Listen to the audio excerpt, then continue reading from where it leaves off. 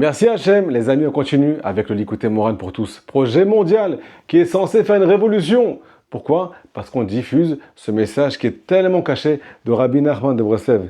Et maintenant, on le rend accessible au monde entier. Pour les femmes, pour les hommes, pour les enfants, peu importe quelle langue tu parles, on va parler ta langue. On va te dévoiler les plus grands secrets qu'il y a marqués dans le Likutei Moharan et même dans la Kabbale, dans le Zohar HaKadosh, parce que Rabbeinu les fait descendre à notre niveau. Et nous, on fait descendre le Likutei Moharan à votre niveau. Alors les amis, aujourd'hui, on parle d'un sujet qui est tellement piquant. Mais avant de commencer ce sujet-là, qui parle de Mashiach, les amis, qui parle de la délivrance d'Israël, je vous demande de vous abonner tout de suite, sans perdre un instant, à cette chaîne et de faire passer le cours au maximum et de mettre un like sur ce cours. Pourquoi? Pas pour moi.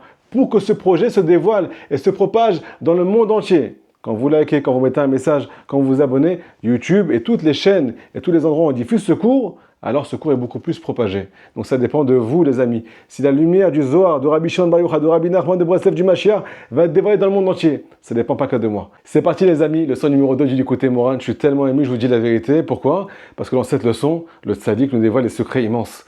Comment le roi Mashiach va conquérir le monde. Comment il va faire la guerre pour conquérir toutes les nations. Et aussi pour conquérir toutes les parties de la terre d'Israël qui sont à nous, mais qui sont plus sous nos mains. Deuxièmement, le tzaddik nous dévoile ici, dans cette leçon, d'où Mashiach, malgré toute son intelligence, malgré toutes ses qualités, malgré toute sa force, d'où il puise toute sa vie intérieure, toute son énergie, toute sa spiritualité.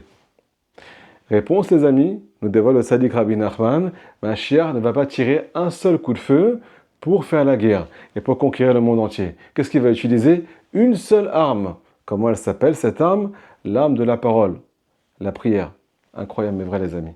Nous dévoile le tzaddik, la plus grande arme d'un juif, même de Mashiach, malgré toute son intelligence, malgré toute sa force, il a besoin de Dieu. Il a besoin de prier. Il est dépendant à 1000% du roi du monde. Même si c'est le roi Mashiach, il va nous enseigner, les amis, combien on est dépendant du maître du monde. Et combien la prière peut tout changer. Et combien c'est elle qui nous délivre. Pourquoi? Parce que le fait de prier, les amis, c'est dévoiler la royauté suprême du roi du monde dans ce monde. Et c'est ça la délivrance, c'est ça la Géoula. Quand je sens que je ne peux rien faire sans lui, malgré toutes mes qualités, j'ai besoin de toi. Et même si j'ai des milliards de défauts, et qui sont irréparables, a priori, si je comprends que toutes mes forces et tout dépend de ma prière, alors je peux avoir les plus grands défauts du monde, je peux être délivré. C'est ce que Mashiach veut nous enseigner, les amis. Il va apprendre à tout le Ham Israël, nous dit Rabbi Nachman de Breslev, comment faire une beau des doutes, lever les bras au ciel, combien lever les mains, combien épancher son cœur, combien regarder le ciel et comment s'exprimer. Les amis, c'est incroyable. Deuxièmement, le tzaddik nous enseigne que Mashiach puise toute sa vie, toute son énergie, uniquement de la prière. Pourquoi?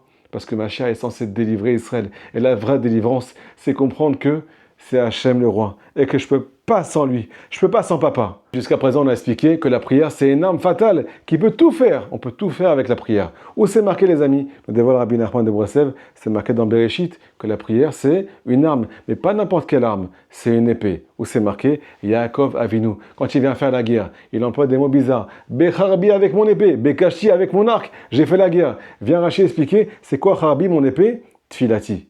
Ma prière. Kashti, mon arc, ça veut dire ma demande. J'ai supplié le maître du monde. C'est comme ça que Yaakov Avinu a fait la guerre. De là, nous dévoile Rabbi Nachman. Ta prière, elle peut trancher, elle peut conquérir, elle peut faire toutes les guerres du monde entier. Sauf que quoi? Nous dévoile le tzaddik, cette épée, c'est pas une épée avec une lame. C'est une épée avec deux lames. Cherev, pifiot, be'adam. Elle a deux bouches, deux pointes. Pourquoi? Nous dévoile le tzaddik. Tu ne peux pas prier. Tu ne peux pas avoir des fruits dans ta prière. Tu ne peux pas être exaucé si tu ne commences pas par ce qu'on appelle le commencement. Ce qui s'appelle premièrement, première lame, louanger le maître du monde. Avant de commencer à prier, dire merci sur tout ce qu'il t'a donné et se rappeler de combien il est puissant et de combien il peut tout faire et combien il peut tout changer. Et la preuve, c'est ce qu'on dit au début de la prière. On commence par louanger le maître du monde avant de demander au maître du monde. Vient Rabbi Nathan nous expliquer la profondeur des paroles de Rabbeinu HaKadosh. Pourquoi cette épée, elle est censée avoir deux lames? Première lame, remercier Hachem. Deuxième lame, demander à Hachem. Nous dévoile Rabbi Nathan, si tu ne remercies pas Hachem, tu ne peux pas être conscient de combien il t'a exaucé dans ta vie. Celui qui ne dit pas merci, les amis, il ne peut pas être conscient que Hachem l'a exaucé plusieurs fois.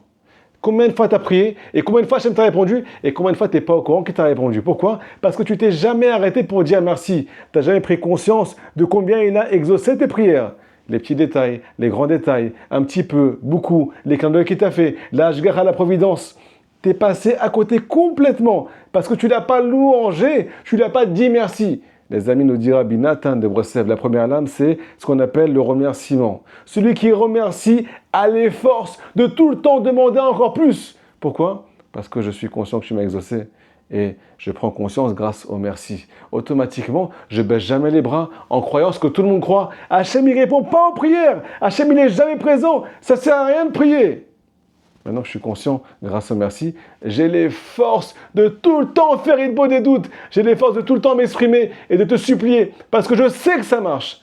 C'est ça que le sadique nous enseigne, les amis. Cette épée à bataille, c'est une arme qui a deux lames. La première lame, c'est le remerciement, louange à Hachem par rapport à sa grandeur, il peut tout faire. Deuxièmement, il m'a exaucé. Merci papa, je te louange papa. Deuxièmement, c'est que ça qui me donne les forces de ne pas baisser les bras et de continuer tout le temps à prier. Deuxième dévoilement, les amis, Shtabar Shemolad, on n'arrête pas de vous dévoiler des secrets aujourd'hui, comment être exaucé. Deuxième dimension de la prière, nous dévoile le tzaddik Rabbi Nachman de Breslev. La prière fait référence à ce qu'on appelle la Bechora, le premier-né. Quel rapport entre le premier-né dans la Torah et la prière? Réponse, le premier-né, les amis, il prend 2 parts dans l'héritage sur tous ses frères qui prennent une seule part dans l'héritage. Nous dévoile le Harizal, tous les frères, sur le plan spirituel, puisent aussi leur force du premier-né. Incroyable mais vrai.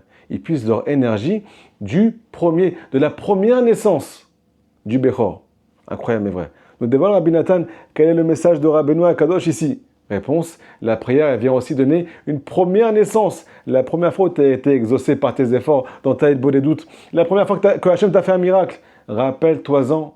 On appelle ça une première naissance, le premier-né. Et c'est ça qui va donner des forces à tous tes frères, à toutes les naissances qui vont arriver juste après. Pourquoi les amis, on n'arrive plus à prier des fois? Parce que les Sarah nous dit Rabbi Nathan, il veut nous faire oublier qu'il y a déjà eu ce qu'on appelle une première naissance.